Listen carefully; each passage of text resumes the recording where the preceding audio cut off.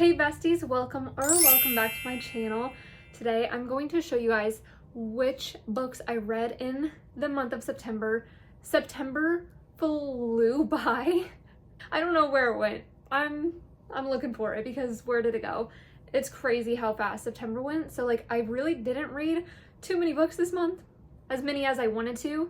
So if you saw my September TBR video right here, look at the sun. I'm glowing right now.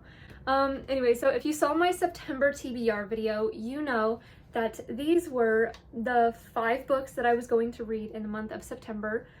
The books are The Summer I Fell for My Best Friend, I Wish You Would, If He Had Been With Me, The Summer of Broken Rules, and Practice Makes Perfect. These were the 5 books I was going to read in the month of September, but I did not read 3 of them. But I ended up reading another one. I read a different one. I brought it into my TBR. It happens sometimes. My mood kind of changes, so I want to read something else, even though it wasn't on my TBR. It's okay. It's okay. I feel like every book reader is like that. I don't know if that's a word. It is now. I just made it one. So the book that I added into my TBR and just decided to read is Throw Like a Girl.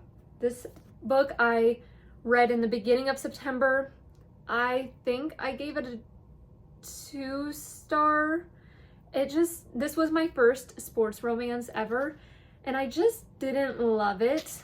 I love the pages though. The font and the space in between the words. I love the pages, but as far as the book goes, I just didn't love it. Like I said, it was my first sport romance ever, and I just don't know if sport romances are for me. I don't know if it was this specific one or if it's just sport romances in general, but I felt like I was just reading an NFL book the whole time. Like the whole book was pretty much just football, and I didn't like just how obsessed he was with her straight from the beginning. I'm more of a slow burn girl, or at least like in the middle. I don't want a guy to be obsessed with a girl straight from the beginning, but then slow burns are a little too slow sometimes. Just I want in the middle, right here. Just meet me in the middle, please, because he came off so strong. He was like, from the start. And I was like, I don't know about that. But yeah, the whole book was just football. And I was like, okay, I get it. I would have just bought an NFL book, like I said, if I really wanted to read that much about football. So I believe I rated this a 2-star. Just was not for me. Then the next book that I read was I Wish You Would. I rated this a 1-star. This is, I believe, my lowest rated book ever. At first I thought it was going to be a hard read because of the font is so tiny and it's all squeezed together. I cannot talk today, I'm sorry. But it actually ended up being an easy read. Like, it wasn't so little and scrunchy and I had to be like this to read it. It was good. The font was good. The book wasn't, but the font was. This whole entire book is 1 day. And I think like that was a little stressful too, because like a whole day, and it just seemed very dragged out. And just a lot of the stuff in the book I just didn't care for. I thought it just wasn't for me. Not for me. The cover's absolutely stunning. Sometimes like I have way too big of like high hopes. I have crazy high hopes just based off of covers, and this book was one of them. I had like my hopes were so high for this book because I'm like, this cover is stunning. No. This is like one of the worst books I've ever read, you guys. It was just no. It was just a no. So let's move on from this one because like I just don't want to be so mean, so mean about a book, but I would not recommend this one whatsoever. Not at all. I wouldn't recommend Throw Like a Girl either, because unless you're like fully into, because I like football, but like I don't want to read an NFL book. Not for me. And then the third book that I read is The Summer I Fell for My Best Friend. I read this really fast. I just finished it the other day. I finished it like at 11 something at night on September 30th. So I had like this much time for it to be a September book. I really liked this book. It was good, but it was just like really slow. I was like, okay. I was like 110 pages in and still nothing had happened. Like no romance, nothing like that. And then also on the back, on the summary, it says, "We haven't talked after what happened 3 years ago, but fate has brought us together again." So that kind of, it was hinting at them not talking for 3 years in the beginning of the book too. And I didn't even end up finding out what happened between them until like page 140 or something like that. And I'm like, wow. So this was an extremely big slow burn, if you will. Extremely big slow burn. It was the slowest burn I've ever read, I think. Because nothing happened until like page 200. And this book only has like 236 pages. So it was a very big slow burn. I don't know how you word that, but I really did enjoy the book. It was a super cute read, and then once it got to the romance, I was like, okay, this is cute. So I ended up rating this actually a 4-star because it was really cute. And at the end, it was so cute. I was like, oh, my heart. She ends it with, "Thank you for reading. If you enjoyed this story, I'd appreciate if you were able to leave a review. As a new author, reviews mean everything to me, and I'm so grateful for each and every one of them." And I was like, so to be honest, I was going to rate this a 3.5 star, but then I read that and I'm like, I'll give that extra half star because I felt bad. I'm like, oh, that was so cute and sweet. And so I ended up giving it a 4-star. I think it's still deserving of a 4-star. I would recommend this book, and especially if you like slow burns. It was a super cute read and a super easy read.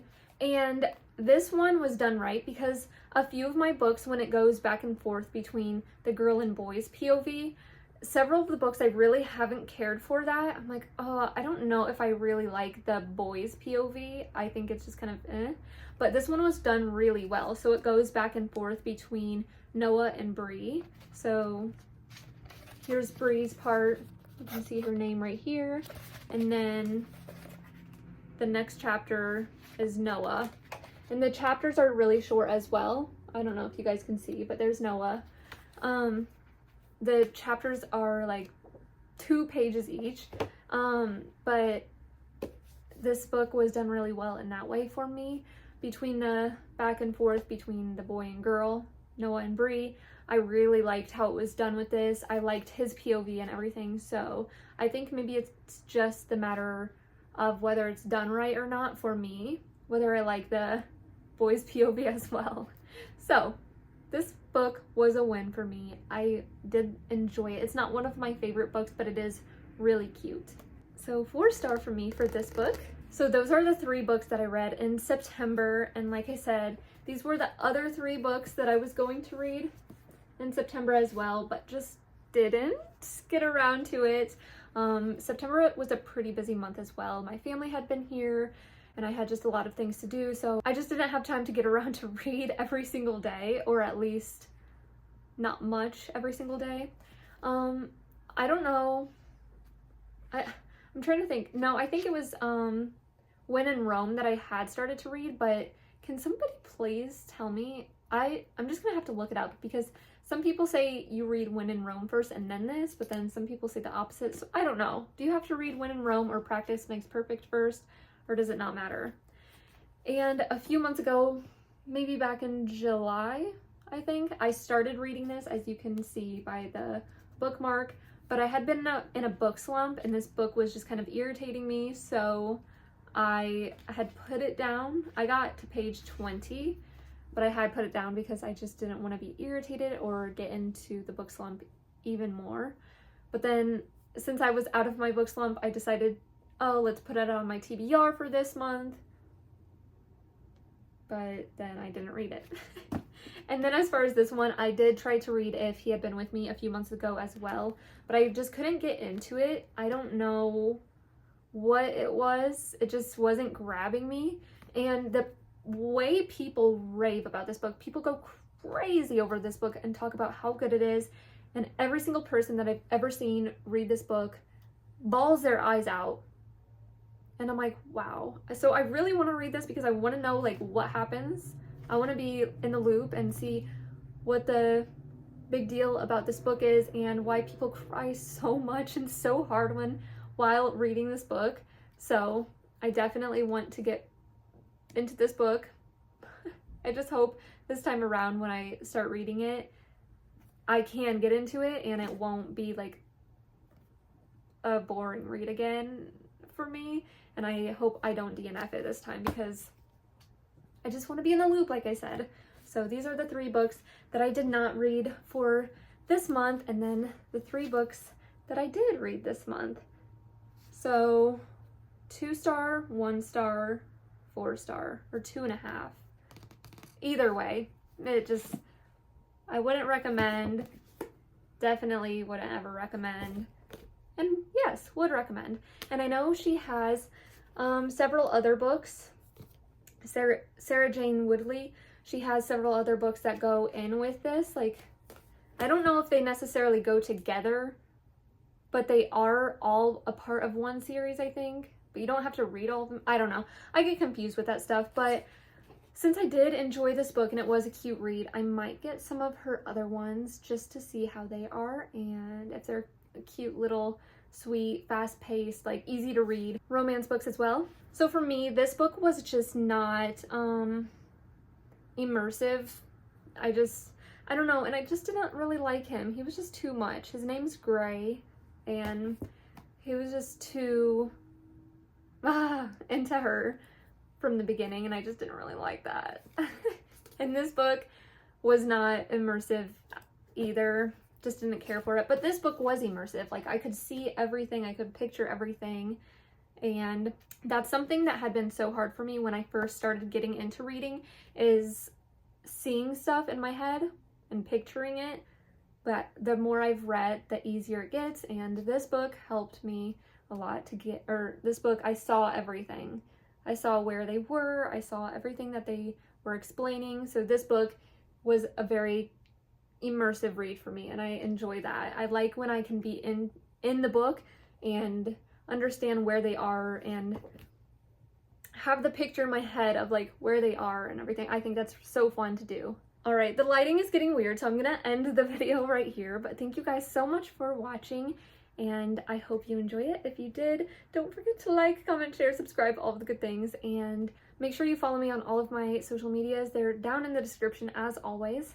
And I will see you guys and talk to you guys in the next video.